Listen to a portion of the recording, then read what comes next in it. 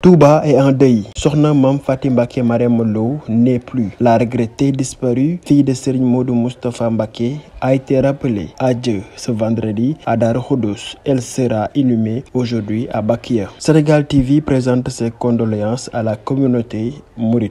C'est une bonne nouvelle pour le jeune Sénégalais qui vient de rejoindre le FC Barcelone. En effet, l'entraîneur de l'équipe première du club catalan, Xavi, a convoqué Mikayil Ngor Faye pour participer au stage de pré-saison avec les stars de l'équipe. En effet, il a été convoqué par Xavi Hernandez pour débuter la pré-saison avec Robert Lewandowski, Ousmane Dembélé, Pedri Francky, De Jong et compagnie. Il fait partie des nombreux jeunes du club promus lors de cette pré-saison. Celui-ci permettra d'apprendre des meilleurs et de se préparer au football du haut niveau. S'il fait ses preuves lors des amicaux, il pourrait taper à l'œil de Xavi Hernandez qui pourrait ensuite lui donner des minutes en Liga ou en Coupe du Roi pour sa première saison au Barça. Hier, tous les regards convergeaient vers le média français France 24 qui avait en vision conférence l'opposant Ousmane Sonko. Dans le corps de ses propos, le leader du PASTEF n'a manqué d'occasion pour tirer à boulet rouge sur le président Macky Sall, affirmant qu'il n'a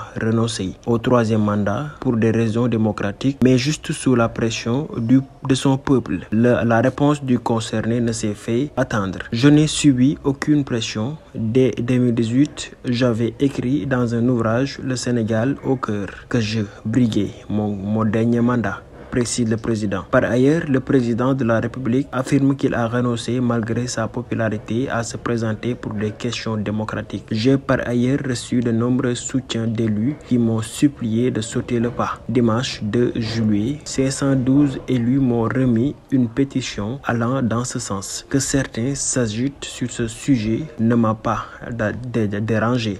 C'est la démocratie, mais cela a fait courir la rumeur.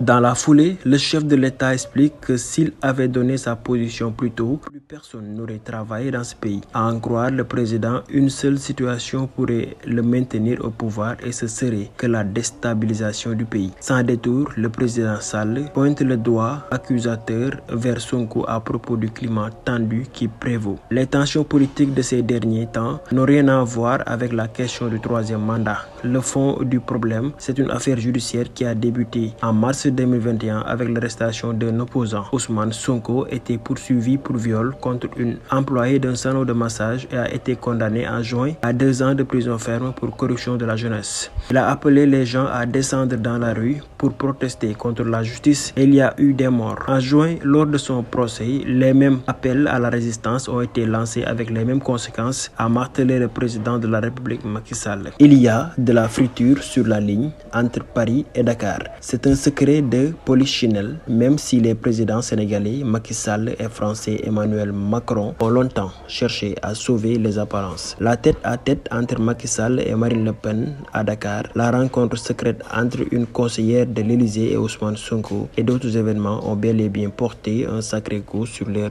relations. Après l'avoir tué pendant plusieurs mois, Macky Sall passe à table. Au cours d'un entretien avec Le Monde, le président sénégalais dévoilait quoi qu'il a eu. Marine Le Pen est venue au Sénégal et a demandé que je la reçoive. J'ai accepté. Cela ne peut pas être un facteur de déstabilisation de la relation avec la France. J'ai, pour ma part, trouvé inélégant que Paris missionne en mars une conseillère de l'Élysée pour rencontrer mon opposant Ousmane Sonko, déclare-t-il. Mais s'empresse-t-il de préciser, pour autant, cela ne veut pas casser notre relation. Nos relations, rembobine-t-il, sont très bonnes, mais il faut éviter la monotonie. C'est normal qu'il y ait quelques couacs, mais ce n'est rien par rapport à la valeur de la relation entre la France et le Sénégal. Cela va au-delà de nos personnes, au président Macron et moi-même.